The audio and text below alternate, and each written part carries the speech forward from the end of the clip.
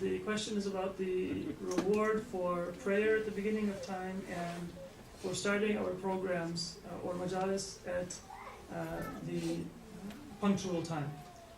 With regard to prayer, Islam has taught us that the values that we are to adopt as a Muslim, they are to come through salat.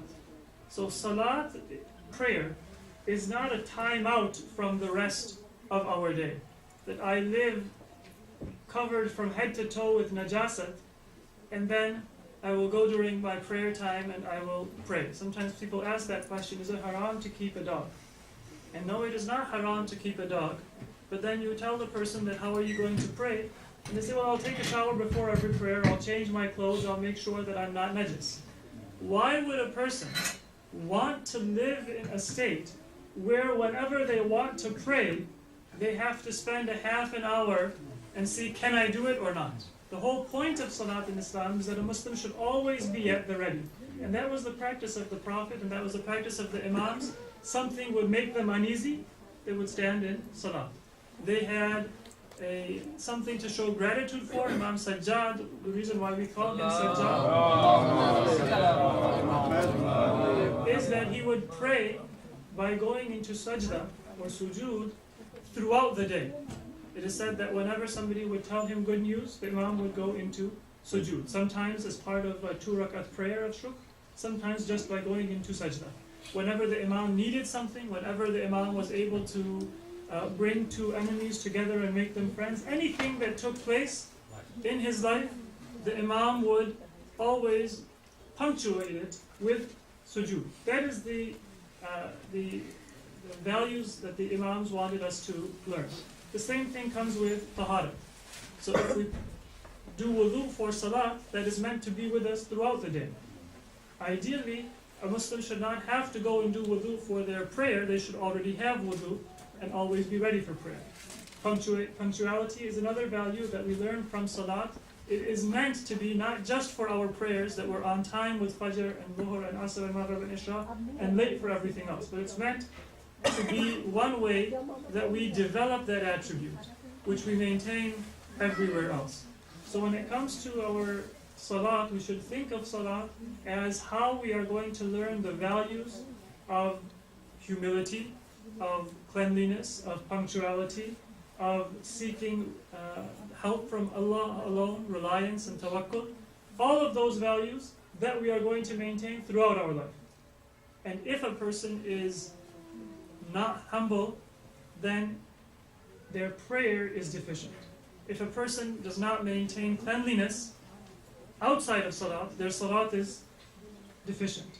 If we are not punctual in our other programs and our other, especially our communal obligations, then even if we are punctual in our salat is deficient because it's not having the desired outcome. It's like we're taking medicine, but if it's expired, its efficacy goes down. If it's not curing us, it might be the medicine that we've been prescribed, but it's not going to be fulfilling its role, so it will be deficient. When it comes to our communal obligations, though, there is an additional responsibility that we should maintain. And this is that we don't do these majalis as a matter of our personal desire. These are a fulfillment of part of our obligation towards the Prophet and his progeny. So in reality, we are repaying a debt. And because this is a payment of a debt, we have to do it in the best possible way. If I think of a majlis as something that doesn't belong to me, it belongs to the Prophet of Islam. It belongs to Fatima Zahra Salamullah. It belongs to then how would I consider somebody who is told that the Prophet is waiting for you, and I say that it's okay, I can come late? That is what our belief about anything that we do for Ahlul Bayt is. And so if somebody takes it easy, then in reality they are taking easy the role and the rank of the Prophet and his progeny. And that is something which all of us should strive to remind, first of all, ourselves, and also to develop that culture within the community that these things are given the greatest degree of importance. Many people, if we are told that there is going to be an invitation towards a very important person, a political figure, or even just a rich person that we are going to be invited to see, we'll make sure we're on time. But if we're told the invitation is with Allah, myself included, we take it easy. If we're told the invitation is to the Prophet, we take it easy.